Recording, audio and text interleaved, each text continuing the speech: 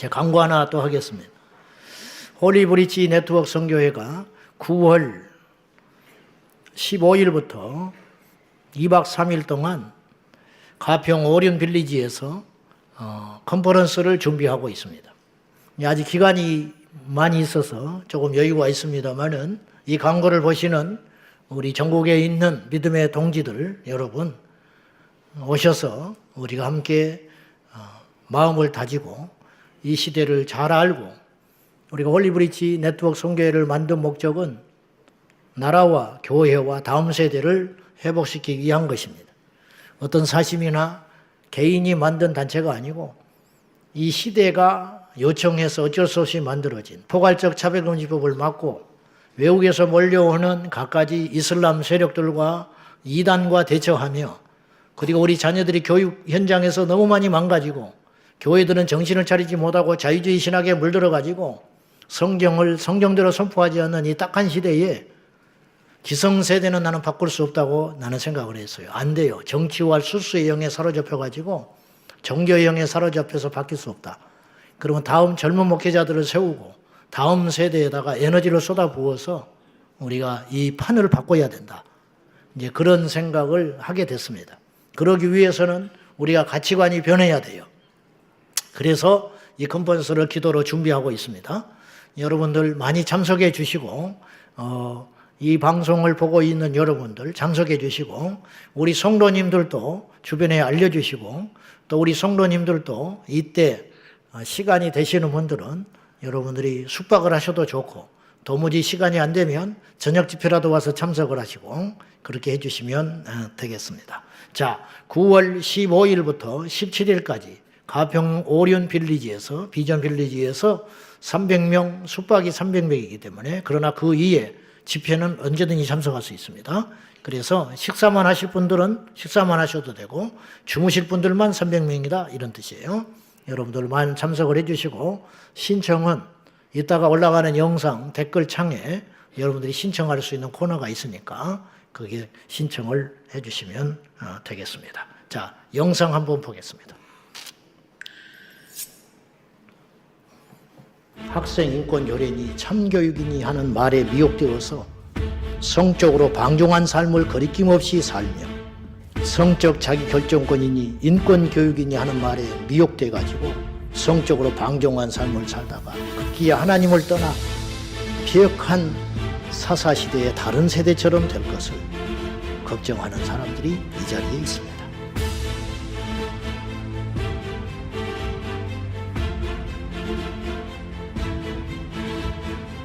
승리합시다.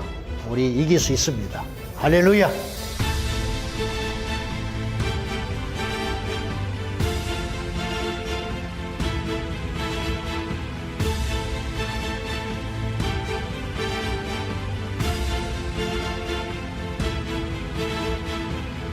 누구에게나 문이 열려 있고 우리와 뜻을 함께하는 모든 분들은 적극적으로 저희가 환영합니다.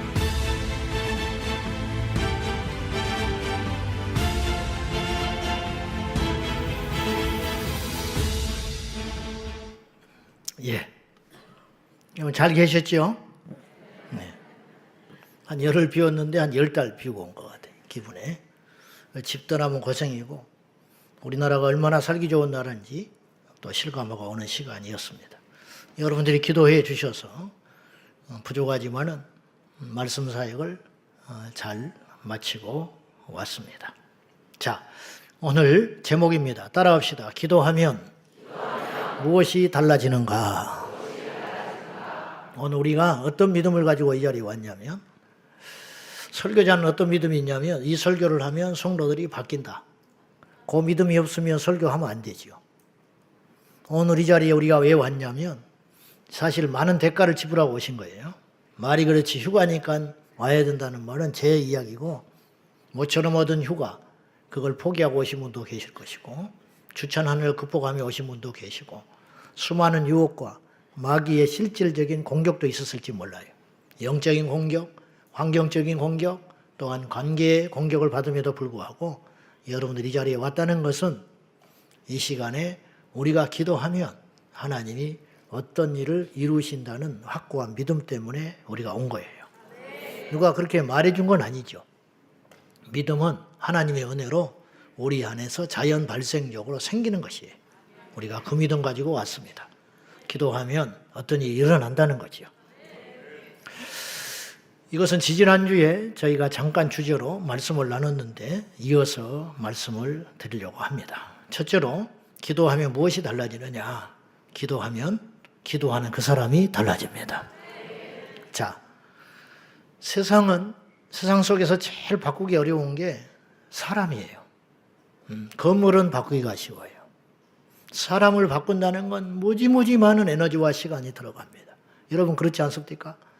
수십 년을 살았지만은 부부가 잘 안 바뀌잖아요. 그것을 상대방이 싫어하는 줄 알아요. 그리고 본인도 끊임없이 결심을 해요. 내가 이렇게 안 하겠다. 치사해서도 안 하고 힘드니까 안 하고 그렇잖아요. 네. 고생도 하거든요. 그것만 고치면 그 사람이 정말 대단한 사람. 그것만 고치면 돈도 벌 수 있는 사람. 그렇잖아요. 그것만 고치면 사회적으로도 인정받을 수 있는 사람. 그것만 고치면 관계가 좋아지는 그런 상황에 있는 사람도 있다고요. 그걸 본인도 그걸 알아요. 왜냐하면 그것이 계속 반복되니까 또 주변에서 알게 모르게 이야기를 하니까. 근데 잘 안 되는 거예요. 안 고쳐져요. 그래서 3살 버릇이 80 간다라는 말은 어쩌면 맞는 말인지 몰라요. 그런 즐기고 즐긴 한 인생을 바꿀 수 있는 것은 무엇일까? 2가지밖에 없다고 그랬어요. 첫째, 하나님을 만나라. 하나님을 만난 사람은 다 변했어요.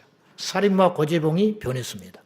그 울부짖는 사자 같은 사탄의 영에 씌어진 그 사람, 도끼로 사람을 5명을 때려주겠다? 이건 사람이 할 수 있는 일이 아니에요. 아무리 뭐 화가 나고 어쩌고 해도 무실당해도 그건 사람으로서 할 수 있는 일이 아니에요. 도끼로 사람을 5명 때려 죽기도 이만큼도 양심의 가책이 없이 눈에 사리가 가득 찼던 그 인생. 그 사람이 죽기 전에 순한 양이 되어서 갔어요. 어째서 그런 일이 가능한가? 여러분 교도소가 그 사람을 바꿀 수 있을까요? 어떤 훌륭한 책이 그를 바꿨다고 보십니까? 하나님이 그를 바꾼 거예요. 성경엔 이렇게 바꿔진 사람들의 이야기가 가득 차 있어요. 그들은 공통점이 있죠. 하나님을 만나는 순간 바뀌었다는 거예요. 우리 중에도 변한 사람이 있습니다. 우리 중에 안 변한 사람이 있습니다. 묻겠습니다. 왜 안 변했을까요? 간단합니다. 하나님 안 만나서 그렇습니다. 자, 하나님을 만났기 때문에 변한다는 말이 맞지만 하나님을 만나지 못했기 때문에 그대로다. 이 말도 맞는 소리예요. 사람은 열매로 그 인생을 평가하는 것이에요. 뭐 종교인은 필요가 없는 거예요. 하나님을 만날 때만 진정한 천국 시민이 되고 하나님 나라 갈 수 있습니다. 여러분 교회 다니다가 어느 날 종교적인 사람이 되어서 주변에서 권하니까 목사가 될 수 있어요. 근데 강단에 서서 복음을 못 전하잖아요. 재림을 안 믿잖아요. 십자가의 사건을 안 믿는다고요. 왜 재림 설교를 못 합니까? 왜 천국 지옥 이야기를 못 하는 거예요? 안 믿어지니까 못 하는 거죠. 사람은 양심이라니까 본능적 양심. 아무리 나쁜 놈도 본능적 양심이 있어요. 자기 안에 없는 것은 한두 번 말하지 계속 말 못해요. 우리 안에 예수가 있어야 예수가 나올 거 아니에요. 우리 안에 구원받은 확증이 있어야 천국 지옥을 이야기할 것인데 못하는 거예요. 못해. 성경을 읽는데 못해. 성경 공부를 하는데도 그건 피해가는 거예요. 본문에서 지옥이라는 본문이 나올 수 있어요. 근데 그 말을 못해요. 왜냐? 안 믿어지거든요. 왜 안 믿어질까요? 하나님을 만난 적이 없는 거예요. 그런 사람이 목회하면 자기도 죽지요, 가족 죽지요, 모여든 성도도 죽습니다. 얼마나 비극적인 일입니까? 이런 일이 이 땅에서 너무 많이 자행되고 있는 거지요. 2번째로 어떻게 해야 바뀌느냐? 그것은 기도해야 바뀐다고 그랬어요. 옛날로 돌아가 있다. 틀림없습니다. 교회를 다니는데 옛날에 하던 짓을 다시 하고 있어. 그 이유가 뭔지 아세요? 성령이 안 충만해서 그렇죠. 그럼 성령이 왜 안 충만하게 됐느냐? 기도가 약해진 거예요.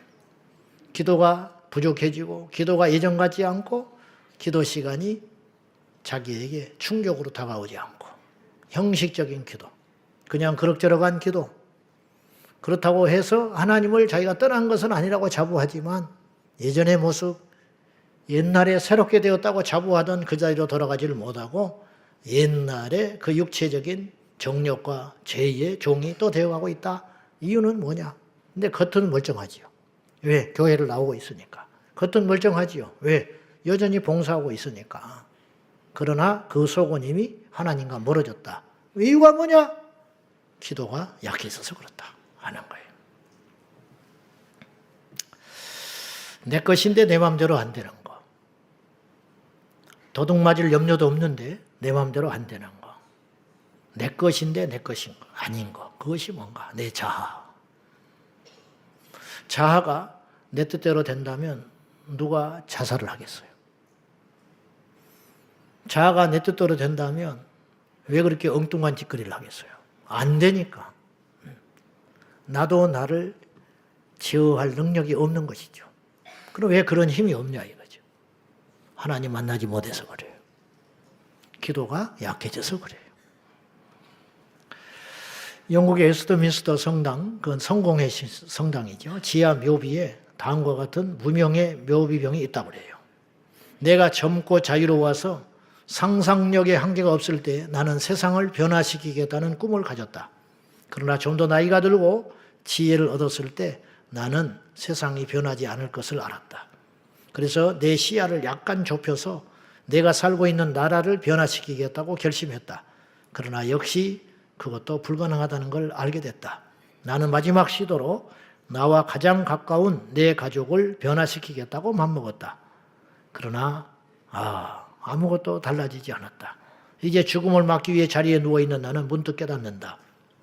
만약 내가 내 자신을 먼저 변화시켰더라면 그것을 보고 가족이 변화되었을 것을, 또한 그것에 용기를 내어 내 나라가 더 좋은 곳으로 바뀔 수 있었을 것을, 이렇게 후회하는 묘비병이 있다는 거죠. 이분은 평생, 이 사람이 깬 사람이죠. 이 세상을 뭔가를 바꾸고 싶은 열정이 있는 사람이었어요. 그리고 무던히도 노력했을 것 같아. 근데 안 됐어요. 죽기 직전에 자기가 생각해 보니까 자기가 안 변했다는 걸 알게 된 거예요. 세상을 바꾸는 것이 보다 더 어려운 게 내 자신을 바꾸는 것이다. 내 자신은 언제 바뀌느냐? 하나님 앞에 엎드려 기도할 때 바뀐다 이 말이죠. 하나님 만나야 바뀌는 거예요. 철딱선이 없는 요셉이 어떻게 이렇게 바뀌었을까? 어떻게 이렇게 바뀔 수 있었을까? 하는 것이죠. 다윗은 범죄했습니다. 그러나 회개한 후에 죄에서 완전히 떠났습니다. 그의 회개가 진실한 것임을 알 수 있는데 그는 훗날에 늙어서 육체가 쇠하였을 때 젊은 여인 아비삭을 품었지만 음욕을 품지 않았다 그랬어요. 선을 지켰다는 거죠. 왜 그랬냐 이 말이죠. 반면에 사울은 끊임없이 후회합니다. 사울 왕은요, 다윗에게서 2번이나 죽지 않고 살아났어요. 다윗이 죽일 수 있었어요. 이것도 대단한 거예요. 심지어 다윗의 부하들은 하나님이 주신 기회라고까지 설득을 했어요. 제 발로 들어왔으니까 죽여버려도 할 말 없는 거예요. 그러나 다윗은 하나님이 기름을 부었기 때문에 내 손으로 죽일 수 없다고 고집부렸어요. 그리고 살려줬습니다. 사울도 알아요. 자기를 죽일 수 있었음에도 불구하고 살려준 다윗에 대하여 감동하고 감격하며 울면서 내 아들아, 나는 너를 죽이려고 했는데 너는 나를 환대했다고 통곡하며 돌아갔습니다. 그러면 다시는 안 그래야 되거든요. 근데 또다시 제정신이 아니라서 또다시 다윗이 나타났다 하면 추격을 합니다. 그 이유가 뭐냐? 그는 진정으로 변한 게 아니에요. 운다고 변한 게 아니에요. 결심한다고 변하는 게 아니에요. 계획을 세웠다고 변하는 게 아니에요. 그렇게 살아야 변하는 거예요. 왜 그랬을까? 사울 왕은 기도했다는 말이 없어요. 다윗은 하나님 앞에 회개할 때 침상이 적시도록 그날 기도를 했어요. 그리고 그 죄에서 떠났어요. 그러니까 비슷한 일을 만났을 때 그는 넘어지지 않는다. 이 뭐냐? 완전한 회개를 이뤘다는 거죠. 완전한 회개. 이것이 변화요. 이것이 기도하는 사람, 하나님을 만난 사람의 이야기라는 거죠. 노력해도, 고생을 해도, 망신을 당해도, 심지어는 죽는 지경이 되어도 안 바뀌는 사람이 있어요. 죽을 때까지도 성질 부리고 죽는 사람이 있어요. 죽을 때도 주먹 확 움켜쥐고 이를 앙당 물고 내 고집과 내 아집으로 그렇게 자기 갈 길을 가는 인생들이 있어요. 왜 그럴까요? 하나님을 만나지 않아서 그러는 거죠. 내 자신이 바뀌는 것이 기적입니다. 내 자신이 바뀌는 것이 하나님 만난 사람의 증거요, 또한 기도하는 사람의 특징이라 할 수 있어요. 저는 때때로 내 자신이 부끄럽고 성도들이 내 모습 속에서 얼마나 많은 실망을 할까. 저 인간은 목회를 하면서도 아직 안 변했구나. 저 사람은 설교를 그렇게 매일 하다시피 하면서도 저 부분이 안 달라져 있구나. 나도 내 자신을 볼 때 그런 게 보이는데 여러분은 더 일찍 보이겠죠. 남의 것은 더 일찍 보이는 법이거든요. 왜 그런가? 물론 하나도 안 변했다고는 볼 수 없어요. 내 자신이. 내가 볼 때 내가 타고난 천성이 있고 내가 하고 싶은 기질이 있을 수 있죠. 근데 하나님을 만나서 일정 부분 변한 건 사실이에요. 그러나 완전히 내 속사람이 새 사람으로 지음받기 위해서는 아직도 갈 길이 멀다는 걸 내 자신이 알아요. 그래서 이것을 이루기 위해서는 다른 건 없어요. 기도하는 길밖에 없어요. 여러분도 그럴 거라고. 그래서 기도는 공평한 거예요. 누구든지 기도하면 하나님의 역사하세요. 어린아이 기도라고 외면하겠습니까? 성경에 그런 말 자체가 없어요. 초신자라고 해서 그 기도를 외면하신다는 말이 없습니다. 대제사장의 기도만 하나님이 들으신다고 한 적이 없어요. 제자들의 기도만 들으신다는 말이 없어요. 단지 조건이 하나 있어요. 믿음의 기도. 아이라도 믿음만 있으면 그 기도는 응답받는다는 거죠. 여러분, 하나님 만나야 달라집니다. 기도해야 달라집니다. 오늘 이 밤이 그런 밤이 되기를 축원합니다. 하나님을 만나고 기도의 불을 회복하는 역사적인 날이 되기를 예수님의 이름으로 축원합니다. 이번에 이제 영국에 가서 내가 그분 한번 청해 보려고 그러는데 송기호 목사님이라고 이름은 알고 있었는데 가까이서 뵈니까 정말 대단한 사람이에요. 이분은 13번 복음을 전하다가 테러를 당했어요. 최근에도 무슬림한테 복음을 전하다가 이빨을 두드려 맞아가지고 이빨이 부러져 버렸어. 한 번은 그 무슬림 지역이 영국에, 한국에도 가끔 오면 이태원을 쫓아가거든요, 그분이. 이태원에 무슬림 거리 가서 복음 전한다고. 나는 아무것도 아니더라고. 나는 너무 부끄러웠어요. 나는 그대 앞에만 서면 그런 거 있잖아요. 그대 앞에만 서면 이렇게 작아지는 거야. 나는 너무너무 부끄럽고 나는 목사도 아니고 쓰레기 같더라고. 정말 이 시대에 참종들이 있다더니 이분이 바르게 무릎 꿇지 않은 정말 진짜 종이구나. 어떻게 그렇게 사는 그런 삶을 살 수 있는가. 내가 그래서 오죽하면 책을 내자고 그랬어. 내가 도와줄 테니까 책을 냅시다. 이제 일어났는데 이분이 이제 무슬림 그 동네가 있대요. 그 동네에 가서 400명하고 대결을 한 거야. 400명 앞에서 복음을 전했어. 그래서 나중에 이제 무슨 말을 했냐면 이런 말을 했대, 자기가. 마호메트가 6살짜리 아이하고 결혼을 했어. 아냐? 그리고 9살 때까지 기다렸다가 관계를 했어. 그런 사람이 너네들 모함메드야, 교주 창시자야. 그 굉장히 심각한 말을 한 거거든요. 그거 그냥 안 둡니다. 그랬더니 그 중에 하나가 눈이 서슬프해가지고 쫓아와가지고 이렇게 말하더래. 네가 런던 한복파니까 살았다. 런던이었기 때문에 네가 살아남았지.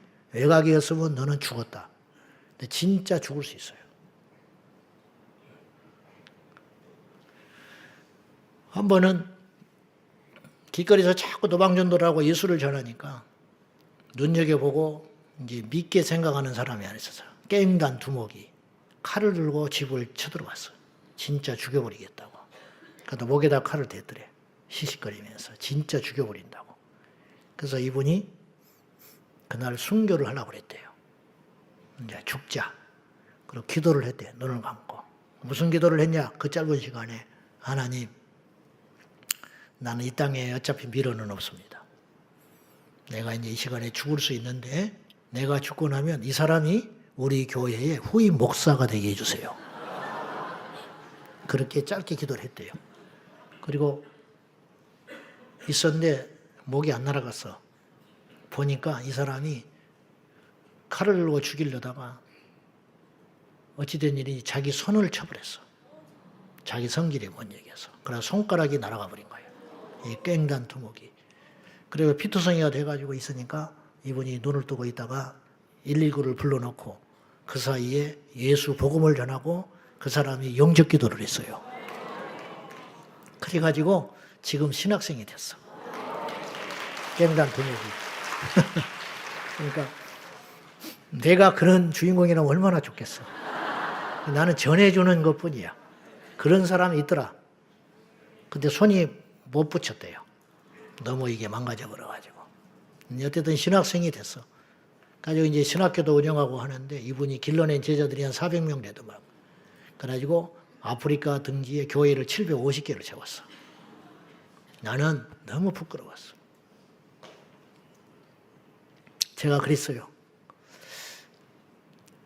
그 교회는 주일날 한 100명 모여, 교회학교 아이들하고. 내가 그랬어. 우리는 아이들까지 4,500명이 모인다. 내가 45배 큰 교회다. 근데 하나님 앞에 가면 당신이 나보다 1000배는 큰 종이다. 진짜 그래. 진짜. 나는 이 땅에서 영광을 너무 많이 받아버리고 알려지기는 그 사람보다 내가 더 많이 알려졌을지 모르지만은 나는 아무것도 아니에요. 근데 이제 그런 말을 제가 하려는 게 아니라 그분이 그러면 애초에 그런 사람이었냐? 아닐 거 아니에요. 이분은 독실한 불교 집안에서 태어났어요. 오남매 이름을 절간에다 다 올렸고 내가 이번에 그분한테 얘기 들었는데 4월 초파일이 되면 어릴 때 학교를 다니다가 학교에 선생님한테 이야기를 해서 2주간 애를 빼버린대요. 자기 어머니가 보살이라. 빼가지고 2주 동안 4월 초파일에 동자로 일을 하게 한다네. 그 절에 보내가지고 자기 형제들을. 얼마나 지독한지. 학교에 있는 아이를 학교를 못 보내게 하고 2주 동안 절간에 가서 그 수행하게 하고 시다발이 일을 하게 한다는 거예요. 이게 보통 일이 아니잖아요. 이게 정상적인 사고가 아니잖아. 근데 그런 불심이 있는 집안에서 태어났다는 거예요. 그래 어린 시절을 그렇게 보냈다는 거예요. 그러다 이분이 경찰 공무원이 됐어요. 그래서 4년간 경찰 생활을 하는 어느 중에 자기 좋아하는 상사가 암을 앓다가 죽었대. 근데 특히 장례를 기도원에서 치렀다든가 뭐 어디서 하게 됐대요. 근데 자기는 불교 신자인데 이분이 독실한 크리스찬인 거예요. 죽은 사람이 알고 보니까. 근데 이제 그렇다고 장례식에 안 갈 수도 없어서 이제 갔더니 서너 명이서 놀라운 게 그 시체를 누워놓고 살아나라고 기도를 하고 있더라는 거예요. 말이 안 되잖아요. 숨이 끊어져서 죽어버린 사체를 가운데 놓고는 이 서너 명이 예수 이름으로 막 부르면서 기도를 하면서 예수 이름으로 살아나라고 선포를 하고 있더라는 거예요.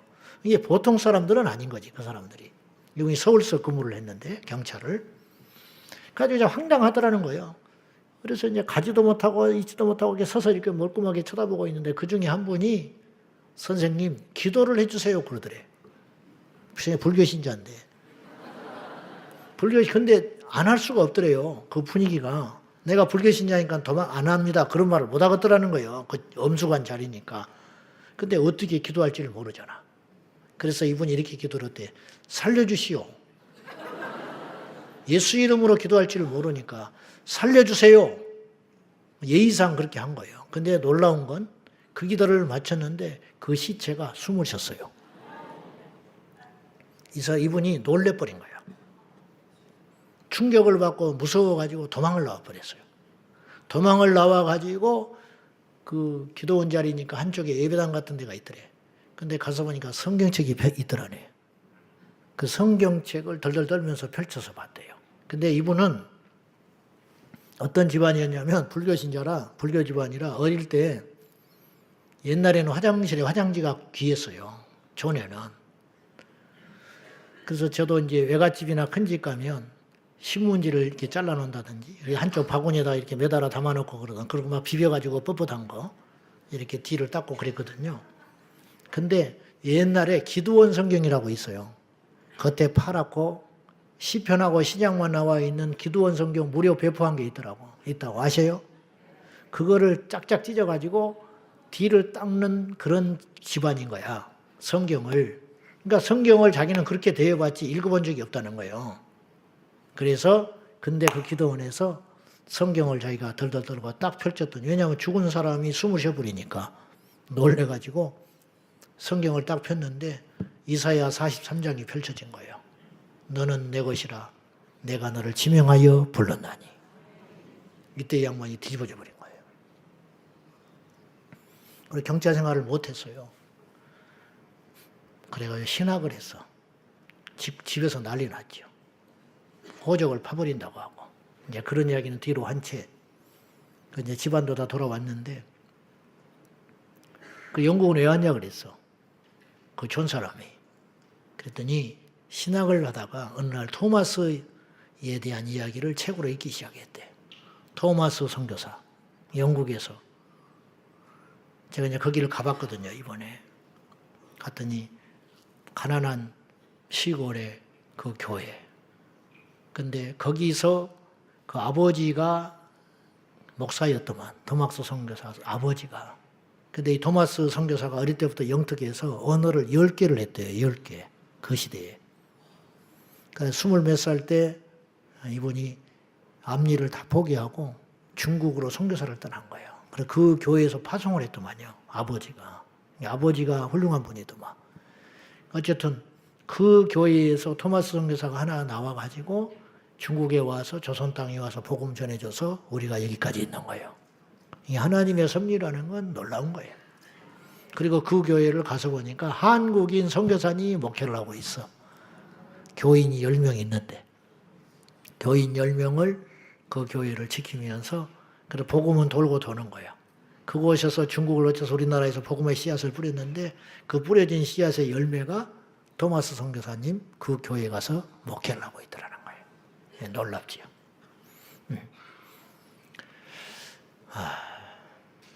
그래서 이분이 그 책을 읽고 영국을 가야겠다. 그래서 30년 전에 영국을 건너왔다는 거예요. 제가 말씀드리고 싶은 건 이거예요. 그렇게 극적으로 하나님 만난 사람이 있어요. 그때부터 그분은 어떤 삶을 살게 되냐는 거예요. 세상이 이해할 수 없는 삶. 모두가 그렇게 사는 건 아니야. 모두 다 그렇게 하나님을 만나는 건 아니에요. 그냥 한 가지 분명한 것은 이런 모양이든 저런 모양이든 우리가 결코 부인할 수 없는 사실이 하나 있는데 하나님을 만나면 변하더라는 거예요. 그 열매가 있냐는 거죠. 거듭나면 변하고 기도하면 변합니다. 두 번째로 우리가 기도하면 어떤 일이 벌어지느냐? 환경과 상황이 바뀝니다.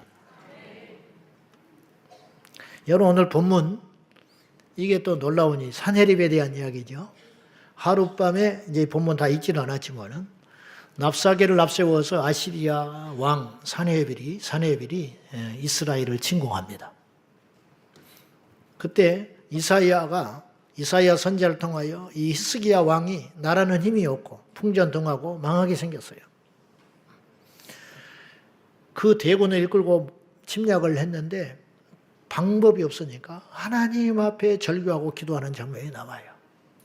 근데 이사야가 이렇게 예언을 합니다. 20절 다시 볼까요? 같이 봅시다. 20절 시작. 아모스의 아들 이사야가 히스기야에게 보내 이르되 이스라엘 하나님 여호와의 말씀이 내가 아수르 왕 산헤립 때문에 내게 기도하는 것을 내가 들었노라 하셨나요? 기도는 이스야가 했는데 응답은 이사야가 받았어요. 같은 거예요. 기도는 왕이 했는데 응답은 주의 종이 받은 거예요. 그러니까 전해주러 와서 하나님께서 말씀하시기를 당신이 기도하는 걸 산헤립의 침공 앞에 어쩔 줄 몰라 여호와 앞에 절규하고 기도하는 것을 여호와께서 이렇게 말합니다. 들었다고. 하나님이 들었다면 게임 끝난 거예요. 게임이 체인지 되는 거 아니에요. 근데 이때부터 이제 어떤 일이 일어나느냐. 하룻밤 사이에 주의 천사가 임하여 18만 5천을 송장 만들어버리는 역사가 일어난다. 이게 사실일까요? 왜 대답을 안 하세요? 영국 갔다 왔으니까 촌놈이 영국 이야기 좀 해야지. 대형 박물관에를 가봤는데 전체를 돌려면 3일 걸린대요. 옛날에 식민지 전 세계를 호령할 때 좋은 건 다 뜯어갔다가 자기 것들이 지금 갖다 놨어. 도둑질 한 거지, 사실은. 도둑질. 그런데 가서 보니까 이제 다 볼 수 없으니까 이 성경만 추적해서 보는 코스로 돌아봤어요. 성경이 사실일까? 요 산헤립 이야기가 있더라니까. 거기에 산헤립에 그 산헤립을 이렇게 부조로 깎아가지고 아시리아 왕 산헤립을 깎아 만든 부조가 있더라니까. 그걸 가져다가 거기다가 전시를 해놨어요. 근데 거기에 쭉 글귀가 있는데 그 산헤립이 이 이스라엘을 침공을 했는데 20만을 끌고 왔다만요. 근데 패배한 거야. 근데 왜 패배한 건 안 나와 있어. 역사 속에서 미스테리야. 그렇게 대군이 작은 나라를 침공했는데 졌다는 게 이해가 안 가는 거예요. 그냥 졌고 돌아가는 길에 아들 셋에 의해서 피살당했다고 거기에 써 있어. 전쟁에 진 바람에 아들 셋에 의해서 피살당한 그것이 역사적 자료로 거기에 남아 있는 거예요. 근데 거기에는 왜 그렇게 패배했는지 안 나와 있어. 그 비밀이 어디에 있어요? 성경에 있다. 왜냐? 역사는 이걸 다룰 수가 없어요. 왜냐? 싸워서 져야 역사를 남길 거 아니에요. 그냥 하루아침에 18만 5천이 전염병도 아니고 무슨 불이 난 것도 아니고 자기들끼리 싸움한 것도 아니고 아침에 일어나니까 죽어버렸어 다. 가지고 산헤립이 이해할 수도 없는 이 현실 앞에 벌벌 떨면서 자기 고향으로 돌아가는 거죠. 근데 이제 왜 살해를 당했느냐? 거기 안내하는 이제 선교사님이 이렇게 이야기를 하더만요. 고대에서 전쟁이 나가지고 패배를 하면 책임을 물어야 된대, 누구한테. 안 그러면 답이 없다는 거야. 그래서 자식들이 모든 패배의 원인을 아버지한테 돌리기 위해서 죽여버린다는 거예요. 그래야 이게 국민들한테 납득이 된다는 거예요. 패잔병으로서. 그래서 살해를 할 수밖에 없는 구조라는 거예요. 근데 나는 거기서 이제 깜짝 놀란 거죠. 익히 알고는 있었지만 이 성경에 있는 모든 이야기들이 사실이구나. 근데 역사는 그러니까 역사가 다 증명하지 못한 사건과 스토리들이 있더라고요. 근데 그것이 성경에 있어. 성경에. 이를테면 홍수가 있었다. 역사는 뭐 그렇게만 증언할 수밖에 없겠죠. 근데 성경은 그 홍수의 원인과 과정과 나중에 결과까지 명쾌하게 설명이 되어 있잖아. 이를테면. 인류는 언어가 이렇게 다양해진 것을 설명을 못해요. 그러나 성경에는 있잖아요. 바벨탑의 사건이라고. 자, 오늘 제가 말씀드리고 싶은 것은 아시리아 대군이 하룻밤 만에 18만 5천이 송장이 되어서 패배하고 돌아갔다면 우리 하나님은 그런 일도 할 수 있는 분이라면 그 하나님이 우리 하나님이라는 거죠. 그럼 어째서 이런 일이 일어났느냐? 믿음으로 기도할 때. 하나님께서 우리가 기도하면 첫째로 기도하는 그 자신을 바꾼다. 두 번째는 기도할 때 그 사람이 염두에 두고 또한 그분이 목적을 가지고 어떤 이가 기도할 때 제목을 놓고 기도할 거 아니에요. 나라를 위해서 기도하면 나라가 바뀔 것이고 어떤 상황을 위해서 기도하면 상황이 바뀔 것인데 우리 하나님은 기도하는 자의 기도를 들어주셔서 상황과 환경을 바꾸시는 하나님이라는 거죠. 그런데 이게 억지가 아니고 그냥 듣기 좋아라는 말이 아니고 기도를 독려하기 위해서 하는 말이 아니라 잘 이치를 따져보자는 거예요. 우리가 기도하면 환경과 상황이 어째서 바꿀 수 있느냐? 그 분명한 이유가 있으니 이상 만물의 주인이 하나님이시기 때문이라는 거예요. 그것을 창조하신 분이 바로 하나님이에요. 여러분, 식당의 음식을 바꾸려면 어떻게 해야 돼요? 인테리어를 바꾸면 바꾸나요? 천만에 주방장이 바뀌면 돼. 음식은 주방장이 바뀔 때 바뀐다고. 어떤 집이 바뀌려면 그 안에 사는 사람이 바뀌면 그 집안이 바뀌게 되어 있어요. 여러분, 제가 어릴 적에 중학교를 다닐 때 이제 버스를 타고 혹은 자전거를 타고 왔다 갈 때 할 때마다 그때마다 내 어린 나이에 느껴지는 하나가 있었어. 뭐냐면 창문 밖에 보이는 감나무밭 과수원이 있는데 제가 그 감나무밭이 너무 잘 일궈진 거예요. 뭘 봐서 알 수 있냐면 그 도둑놈이 오지 못하게 하기 위하여 옛날에 탱자나무, 가시나무를 심어놔요. 근데 그 가시나무를 얼마나 촘촘하게 잘 심어놨는지 들어갈 수가 없어. 그리고 이 관리를 기가 막히게 하는 거예요. 사람은 안 보이는데 아침 저녁으로 학교 오고 갈 때 보면, 통학할 때 보면 나는 인상 깊게 봤던 것이 그 안에 가수원의 안에 있는 감나무는 잘 안 보여. 근데 사람의 키보다 크게 탱자나무 가시를 촘촘하게 얼마나 잘 꺾어놨는지 이거는 뭐 철통보안이야. 들어갈 수가 없어. 그래서 나는 어린 나이에 뭘 봤냐면 저 가수원 주인이 얼마나 부지런한 사람이냐. 얼마나 철저한 사람이냐. 저 울타리 가시나무를 저렇게 잘 키우고 관리를 잘할 정도면 그 안에 있는 가수나무는 볼 것도 없다. 내가 이제 그렇게 느낀 거예요. 조금 더 가면 똑같은 가수원이 있어. 규모, 허술해. 엉망이요. 내가 보기에도. 자, 똑같은 지역, 똑같은 가수원, 그리고 똑같은 열망이 있어요. 이 사람이나 똑같이 가수나무를 잘 일구어서 기가 막힌 큰 감을 소출해서 돈을 벌겠다는 목적과 꿈은 분명히 있었어요. 그런데요, 주인에 따라 그렇게 달라. 붙어있는 가수원이 이렇게 다를 수 있는가? 시골의 논도 마찬가지고 밭농사도 마찬가지고 주인이 누가 하느냐에 따라서 그 농사의 모습이 달라질 것 아닙니까? 환경은 누구에 따라 달라지느냐? 주인에 따라 달라진다. 그러면 이 세상의 주인은 누구냐는 거예요. 진정한 주인 누구십니까? 바로 우리 하나님이시잖아요. 그래서 우리가 하나님께 기도하면 오늘 히스기야가 무슨 힘이 있어요? 무슨 수로 아시리아 대군을 대적할 수 있습니까?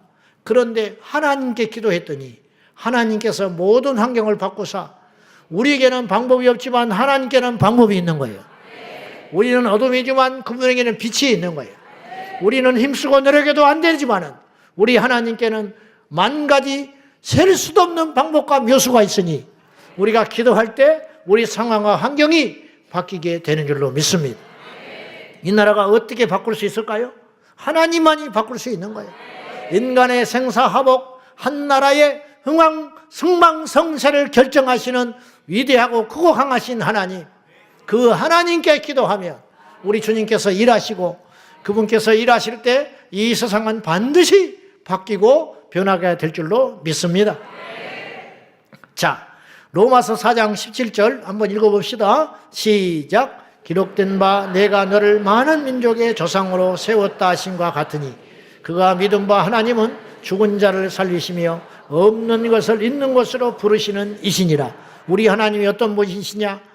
죽은 자도 살려내시고 아브라함 한 사람을 통해서 한 민족을 이루시고 없는 것도 있게 하시며 있는 것도 없이 하시는 하나님, 그 위대하신 하나님, 그 옛날 18만 5천을 하룻밤에 성장 만드신 하나님이라면 지금 우리 하나님은 180만 2억 군대는 없앨 수 있는 분은 아니겠냐.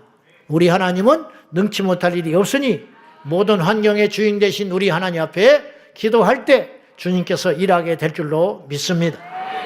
환경과 상황은 그 속에 사는 사람들에 의하여 바뀐다는 거죠.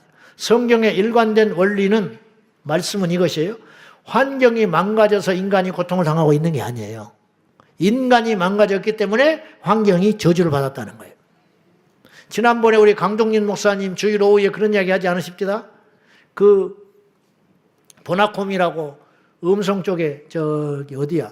지금은 의성에 있지만 그쪽에 하기 전에 충청도에서 공동체 할 때 뭐 날마다 전쟁이었다고 하잖아요. 근데 어느 날 같이 예배하고 통곡하며 회개하고 두세 시간 동안 막 하나님 앞에 부르짖고 기도하고 성령이 임해가지고 그들이 변화되고 마음이 하나 되고 하니까 그 해 소출이 어땠다고요? 똑같은 땅인데 똑같은 노력을 기울였는데 똑같은 방법으로 농사를 졌는데 호박이 뭐 57kg짜리? 호박이 57kg짜리가 나왔다고 하잖아요. 뭐 이만한 거, 팔뚝만한 오이, 뭐 실제로 그랬다고 하지 않습니까? 네, 우리나라에서도 그런 일이 일어난다는 거예요. 사람이 회복이 되면 환경이 회복된다는 거예요. 우리가 회개하고 정신 차리면 하나님 복 주신다는 거예요. 여호와께로 돌아가면 살 길이 있다는 거예요. 다른 것 없어요. 하나님께 돌아가지 아니하고 무슨 방법이 있냐 이 말이죠. 이 나라의 미래도 그곳에 있다고 저는 믿습니다. 믿는 우리들이 철저히 얘기하고 하나님을 진정으로 예배하며 아버지 앞에 돌아가기만 하면 이 저주받은 이 땅이, 이 어둠의 땅이 하나님께 회복되게 될 줄로 믿습니다. 다시 분명히 이야기하지만 땅이 저주받고 고통받아서 인류가 고난 가운데 가는 것이 아니라 인간이 악하여 범죄하니까 이 세상이 망가져가고 있다는 거죠. 그래서 역대하 7장 14절에 내 이름으로 일컫는 내 백성이 내 얼굴을 구하고 기도하면 내가 이 땅을 고칠지라 그랬잖아요. 이 땅을 고친다는 거예요. 하나님께서 고칠 능력이 없어서 안 고치는 게 아니고 이 땅을 풍요롭게 할 힘이 없어서 그러시는 게 아니라 인간의 제약이 있기 때문에 하나님께서는 그 땅을 망치게 한다는 거죠. 벌써 우리 쉽게 알 수 있는 거예요. 인간이 범죄하잖아요. 뭐 사업하는 사람이 음행에 빠져가지고 죄짓기 시작했다. 그 사업 망해요. 망해버리고 말아요. 정신 빠져가지고. 무슨 말인지 알죠? 농사 짓는 사람이 도박에 빠졌다. 그러면 그가 이루는 그 농사가 어떻게 되겠어요? 남들 씨 뿌릴 때 씨 뿌리지 않고, 남들 잡초 뽑을 때 잡초 뽑지 않고, 앉아가지고 노름이 나고 앉아있어서 나중에 수확할 때 소출이 10분의 1도 안 나는 거죠. 이처럼 사람이 망가지면 환경이 망가지는 거예요. 우리가 하나님께 기도하여 성령 충만하면 이 땅이 저주받은 이 땅이 회복되고 어둠의 땅이 빛으로 임하게 되고 죽은 사망의 땅이 새롭게 될 줄로 믿습니다. 그건 역사적으로도 증명되는 사건이에요. 동성애를 허용하니까 경제가 추락하는 거예요. 말도 안 되는 소리라고요? 천만에 그런 것입니다. 사회주의가 쳐들어오면 이념이 성경을 떠난 공산주의 신봉 사상이 한 나라를 지배하면 거지 되는 거예요. 성경은 일하지 않는 자는 먹지 말라 했죠. 근데 일하지 않는 자에게 자꾸 퍼주는 거예요. 그럼 일 안 하지요. 일 안 하면 망하는 거예요. 저주받아 죽는 거예요. 거룩하지 않으면 망가지는 거예요. 결혼하고 너희들은 생육하고 번성하여 부모를 떠나 한 가정을 이루고 열심히 일하고 땀에서 이마에서 땀이 흐르도록 소득이 있고 일한 만큼 소득이 있는 것이 감사한 줄 알고 날마다 가족끼리 앉아서 예배하고 여호와를 경외하고 감사하고 그런 사업이 형통하고 할렐루야. 땅이 기름지게 되고 하나님께서 막아주시고 이런 일이 연쇄적으로 일어나게 된다는 거죠. 이스라엘 백성들이 그 풍요로운 땅, 가나안 땅, 젖과 꿀이 흐르는 땅, 땅만 파면 금광이 나오고 땅만 파면 광석이 나오는 그 땅, 그거는 누가 들어가도 잘 살 수밖에 없는 땅. 근데 이스라엘 백성들이 들어가서 정신 못 차리고 우상 숭배하지 마라. 그 말을 그렇게 지키지 않고 우상 숭배하더니 등 따시고 배부르니까 처음에 들어가니까 풍요롭고 정신 못 차리고 정신없이 자기 집 짓고 먹고 마시고 즐기다가 안식일 범하고 말씀을 떠나고 자기 자녀들한테 신앙교육 제대로 못 시킨 결과 어떤 일이 벌어졌습니까? 들어가서 20년 만에 이스라엘 백성들이 망가지기 시작하는데 그리고는 멀쩡한 땅인데 이스라엘 백성들이 여호와를 떠나니까 그 땅이 저주받은 땅이 되기 시작하는 거예요. 적군이 들어오고 전염병이 창궐하고 홍수와 기근이 시작되고 이건 뭘 말하는 거예요? 이건 말할 필요도 없는 거예요. 여호와께 기도하고 우리가 회개하고 말씀 가운데 굳게 서면 우리가 속한 그곳이 우리가 많이 배우니 못 배우니 집안이 어쩌니 아무 상관없이 우리 하나님이 우리를 축복하시고 우리의 기도를 들어주시면 우리 환경이 복을 받아 함께 일어나는 역사가 있게 된다는 것이 과테말라 알모론가 여러분이 많이 들어보셨어요. 그 알모론가 시는 죽음과 범죄와 마약과 타락의 도시였어요. 작은 도시에 기적이 일어난 것은 그 지역 출신 마리아노 목사가 목숨을 건 중보기도를 하면서 시작됐습니다. 이분은 홀로 3일 4일씩 도시를 위하여 기도했어요. 자기 고향 도시에 와서. 근데 그가 기도를 시작하자 깽단이 왔고 그를 죽이려고 했는데 그를 앞에서 죽이려고 했는데 총알이 당겨지지 않고 도망하는 일이 발생을 해요. 이 소문이 나고 사람들이 함께 담대하여 모여들기 시작했고 기도하기 시작했어요. 지금은 그 도시 중앙에 운동장에 1만 명이 매일 모여서 40일 철야를 하는 90% 크리스찬이 모이는 도시가 됐습니다. 근데 그걸로 끝나지 않았어요. 술집, 교도소가 사라지게 되었고 천대의 수확을 올리는 도시가 됐어요. 기도하니 비가 사라졌다가 비가 갑자기 그 땅에 비가 성경대로 엘리야 시대처럼 3년 반 동안 비가 오지 않고 있었어요. 근데 마리아노 목사님과 기도하는 사람들이 함께 기도했을 때 3년 반 만에 드디어 비가 내리기 시작했어요. 태양과 달이 전쟁에 멈추듯이 가나안 지역 땅에 엄청난 역사가 일어났듯이 그 마리아노 목사님이 기도할 때 그 지역이 알모론과 그 도시가 저주받은 그 땅이 소망과 그리고 기름진 땅이 돼가지고 1000배의 수확을 했다니까요. 그래서 영상을 여러분이 보셨는지 모르겠지만 제 기억에 한 달에 2트럭인가 나왔어요. 수확물이. 농사를 짓는 도시인데 한 달에 2트럭 나와서 겨우 갖다 팔아가지고 사는 나라였어. 그러니까 사는 도시야. 그냥 제일 가난한 땅. 틈만 있으면 떠나려고 하는 땅. 그리고 마약과 술, 범죄의 도시. 그리고 우상 숭배. 수없는 신을 섬겼고 심지어는 마이클 잭슨을 신으로 섬기는 나라예요. 그 도시야. 마이클 잭슨 살았을 때 이렇게 마이클 잭슨 인형을 갖다 놓고 거기에다가 기도하는 그 화면도 나오더라고. 그런 우상의 도시에 마리아노 목사님과 그의 제자들이 기도하자 마귀가 진동하기 시작했고, 그러나 사단의 역사에 굴복하지 않고 담대히 기도하니 어둠의 영이 떠나가게 되고 그 지역에 수확이 일어나기 시작했는데 한 하루에 50트럭씩 나오는 기적이 일어나게 된 거예요. 그래가지고는 미국의 그 지질학자들과 그 농사를 연구하는 학자들이요, 이 알모론가 도시에 와가지고 소문을 듣고 와가지고 6개월인가를 머물면서 연구를 하기 시작해요. 뭐냐? 이게 이상한 일이 벌어진 거잖아요. 어떻게 수확이 1000배가 늘어요? 하루아침에. 몇 년 걸린 것도 아니고. 작년에 오이를 하나 내던 땅이 오이를 1000개를 얻었다면 뭔가 비밀이 있을 거 아니에요. 그래서 이 사람들이 연구해가지고 이 전 세계에 이것을 보급하기 위하여 비밀을 알기 위해서 6개월 동안 체류하면서 지질조사, 농사법, 환경, 그 사람들 연구를 다 했다니까요. 근데 원인이 있어요, 없어요? 없어. 그래서 이들이 돌아가면서 이렇게 고백하고 갔어요. 하나님이 하셨다. 이거는 답이 없어. 이 미스테리한 일은 밝혀낼 수 있는 일이 아니라는 거예요.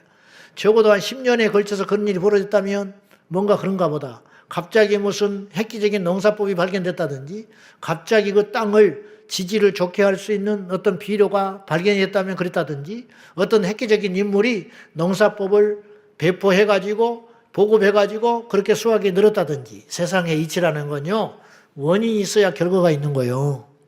그래요, 안 그래요? 이게 과학이거든요. 그런데 아십니까? 하나님의 역사는 과학을 초월한다는 거 아세요?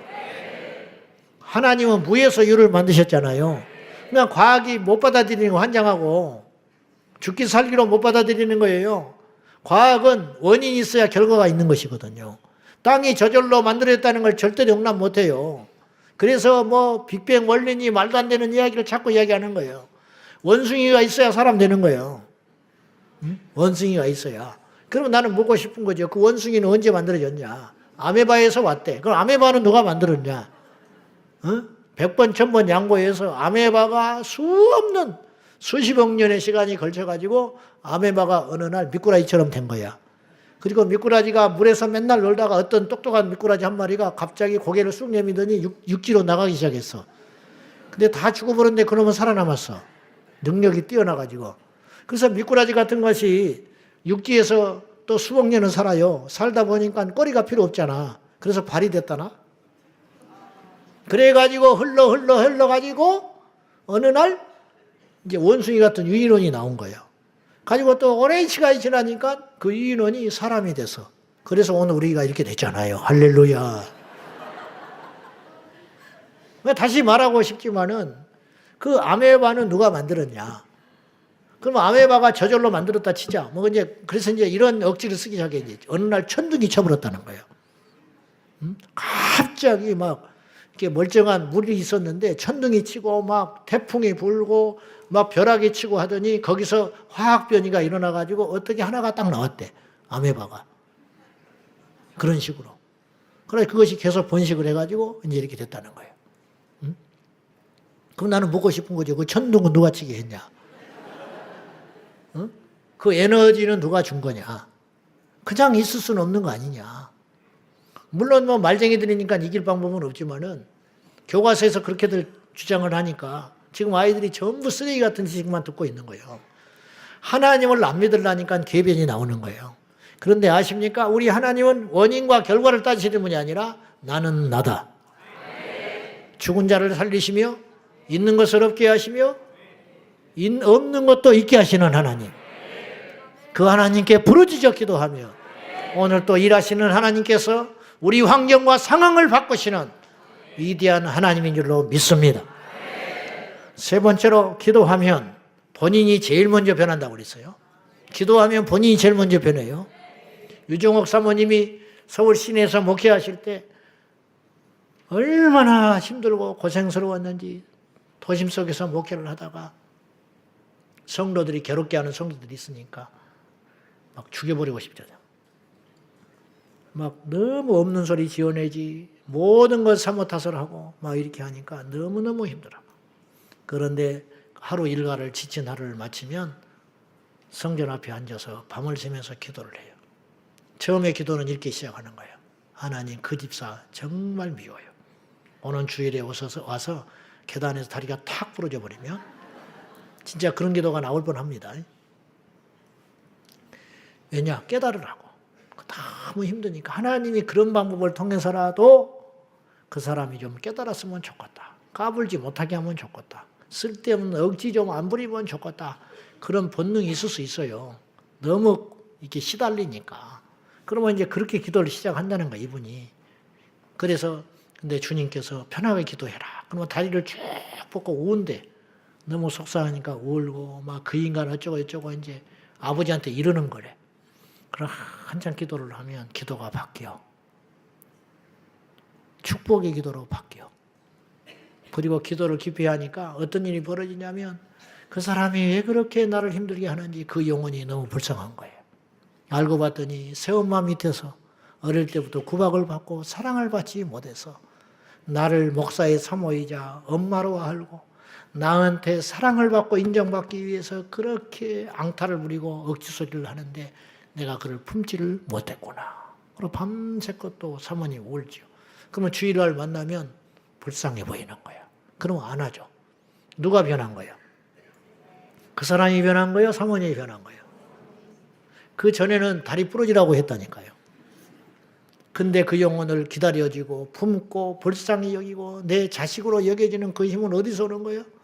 기도했기 때문에.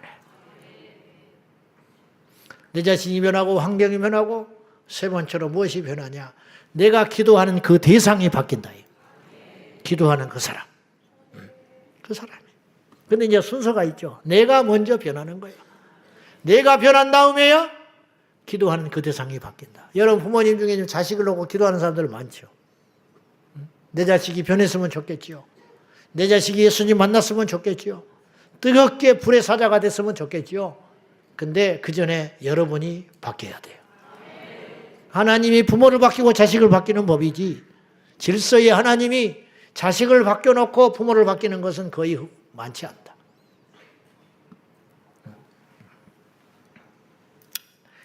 내 마음도 바꾸지 못하는 것이 인간의 한계라고 그랬어요.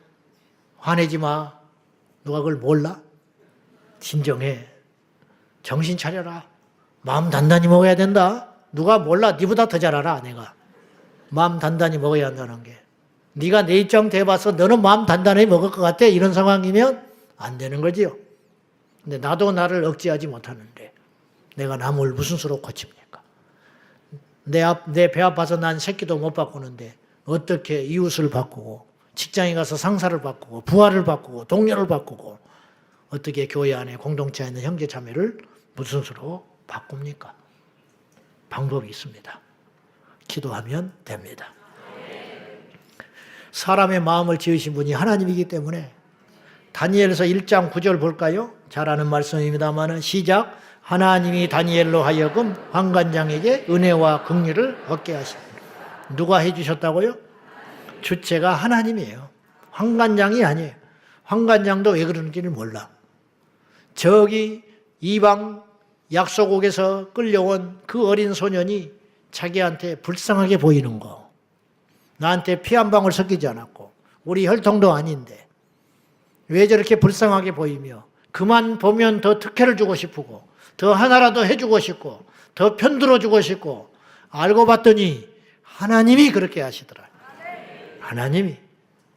에스겔서 이 36장 26절에서 27절 시작. 또 새 영을 너희 속에 두고 새 마음을 너희에게 주되 너희 육신에서 굳은 마음을 제거하고 부드러운 마음을 줄 것이며 또 내 영을 너희 속에 두고 너희로 내 율례를 행하게 하리니 너희가 내 규례를 지켜 행할지라. 일론 머스크도 자기 자식이 아들이 딸 되는 걸 못 막았다니까요. 돈으로 막는다고 막았겠지요.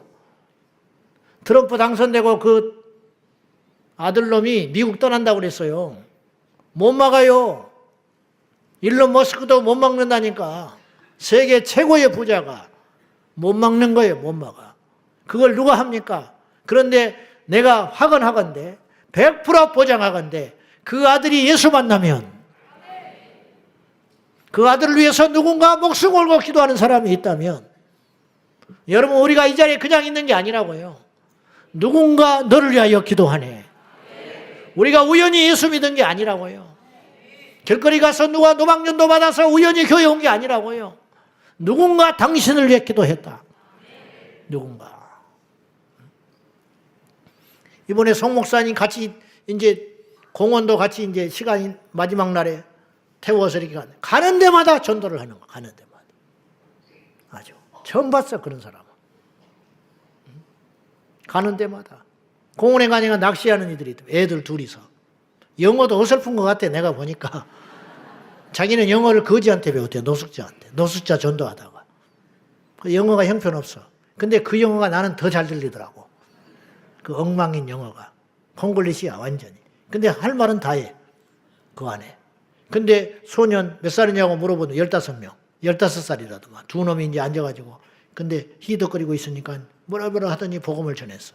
그래서 일어나라 하더니 손을 얹고 두 손을 놓고 기도하다가 나를 부르더라고. 기도해 주라고. 아주 그분이 통역하고. 예수 영접한 거예요. 그런 일을 수시로 하고 다녀요. 그리고는 뭐라고 그러냐면 떠나면서 또 기도를 해. 이 두 소년이 이번 주에 교회에 나와서 예수 믿으라고. 그렇게 기도를 하고 가더라고. 계속 기도한대 자기는. 전도해놓고. 그러면 그 기도가 절대로 땅에 떨어지지 않는다는 거죠. 응? 누군가 기도한 거예요. 그래서 우리가 예수 만난 거예요. 누군가 기도한 거예요. 스데반이 죽으면서 사울을 위해 기도했더니 하나님께서 바울을 만드시는 위대하신 하나님. 그 속은 누구도 모르는 거죠. 다니엘이 잡혀갔을 때 본국에 남아있는 이들이 다니엘을 위해서 기도하니 누가 아냐 이 말이에요. 엘리야가 바알과 세라 우상 숭배자들 850명과 다툴 때에 바알에게 물 끓지 않은 7천의 용사가 있다고 했으니 그를 후방에서 기도하는 사람이 있었는지 우리는 천국에 가면 다 알게 될 거라는 거죠. 이런 모든 것들이 합력하여 선을 이루어가고 있는 중입니다. 어느 권사님이 산기도를 열심히 하는 분이 계셨어요. 내가 그분한테 간증을 들은 이야기가 있어. 수십 년 전에. 산에 갔을 때. 근데 이분이 외동 아들이 있어요. 남편 일치사별하고 아들을 금이야오기야 길렀어요. 근데 아들이 엄청나게 잘 컸어요. 효자고 잘 크고 엄마밖에 몰라. 근데 한 가지 문제, 예수를 안 믿어. 분별되세요? 그럼 행복한 거예요? 좋은 거예요? 직장 좋지. 엄마한테 기가 막히게 잘하지. 홀로 자기를 키웠다고 엄마 말이라면 왕의 말처럼 듣는데 단 하나 예수를 안 믿는다. 전도를 안 했겠어요? 그래서 이 집사님은 아침에 밥해서 회사 보내면 하루 일과가 이렇게 시작되는 거예요. 보내고 집에서 골방에서 눈물로 기도하는 거예요. 내 아들 영혼 구원해달라고. 그렇게 수년째 그렇게 기도하고 있어요. 다른 건 다 들어. 근데 교회 가자 그러면 어머니 다음에 때가 있으면 갈 거예요. 언젠가는 갑니다. 안 가.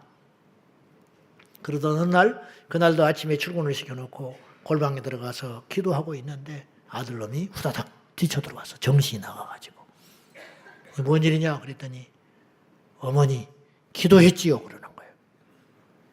내가 기도한 걸 지가 어떻게 알아? 기도했지요. 그래서 무릎을 푹 꿇어버렸어.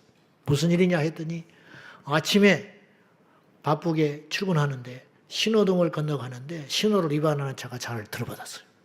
비명소리가 나고 주변의 소리가 들리더래. 죽었다. 저 정도면 죽어야 되는 거야. 신호등에 덮쳤어. 자기를 자기가 몸이 붕 공중에 떴대. 자기도 알겠더래. 이 정도면 죽어야 된다는 거. 그런데 누가 와서 자기를 손으로 받아주더래. 그 땅에 뚝 떨어졌어. 운전수도 어안이 벙벙하고 이 사람도 어안이 벙벙하고 주변에서는 비명소리가 나면서 그랬는데 털털 털고 일어났어요. 머리털 하나 안 상하고 다리가 후들거려서 출근을 못 하겠더래. 이거는 분명히 무슨 일이 있는 거예요. 이건 우연한 일이 아니고 사람이 일어날 수 없는 일. 환경과 조건과 원인 결과를 뛰어넘는 초자연적인 역사. 그리고는 어머니가 생각이 났어요. 어머니의 기도가 나를 살렸구나. 그리고 그 길로 쫓아왔어요. 아닌 게 아니라 어머니는 기도하고 있었고 그 시간에 그 영혼을 놓고 기도했을 때 하나님께서 천사를 보내사 그 아들을 구원하시고 살리시려고 그런 일을 이루신 줄로 믿습니다. 여러분, 결론, 기도하면 어떤 일이 일어나요? 기도하면 무엇이 달라져요? 첫째로 기도하는 사람이 달라집니다. 둘째로 상황과 환경이 달라집니다. 이 나라를 누가 바꿔요? 대통령이 바꿔요? 시대가 바뀌어요? 정치인들이 바꿔요? 하나님이 바꿉니다. 결국 하나님을 움직일 수 있는 그 힘은 기도의 용사들에 있다는 거예요. 히스기야는 기도를 통해 전쟁의 상황을 바꾼 인물이에요. 그것이 외교력으로 바뀐 거 아니잖아요. 기도했을 때 바뀌었잖아요. 믿음으로 취하는 거예요. 마지막 우리가 기도하면 누군가를 위해서 기도하면 그 기도하는 대상이 바뀌는 줄 알고 우리가 이 믿음을 가지고 끊임없이 기도하고 구하는 저와 여러분 되기를 예수님의 이름으로 축원합니다.